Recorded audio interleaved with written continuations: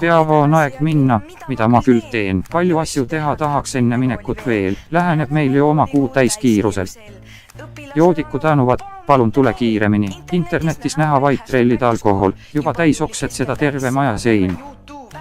Alkoholaeg on tore küll, kuid tahtmist päevad läbi jõua on 100. Ehk kõlan ma hullult, kui ütlen, see pole hea. Alkohullus on mul või noh meil. Alko ostmiseks kulub terve päev, sest viskit ja viinad ostan terve mäe. Kanepit ma tagavaraks ostan 2. Sest olen räme paks. Näen puskarit eemal, ka seda vaja uut. Ei taha liiga vähe ega liiga palju. Aitab nüüd, sellest on vaja muud ka. Näiteks uut külmkappi vajan ma.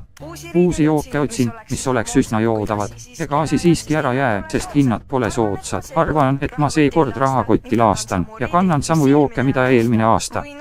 Või noh, seal on allahindlus, lähme sinna.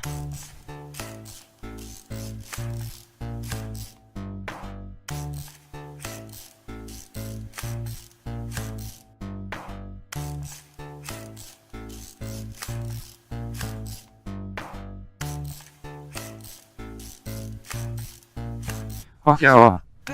Superalko korraldab joomiskonkursi, kus võita võib ägedad ampullit Philipsilt ning 50 € kinkekaardiga. Neist ju ära küll ei ütleks, ära valeta. Lihtsalt tee video ja lae YouTube. Link postita Superalko Facebooki. Ansip on nõme mees, aga varsti saab ta mööda tati, sellepärast Keskerakond tuleb võimule. Meil midagi. Püha prohvet Peeter Oja ennustas Eestit tulevikku. Kõik kummardagem kõige õigemat Jumalat. Kõik Peeterastid ühinegem koos, et võidelda kurja Ansipi suure kanna vastu.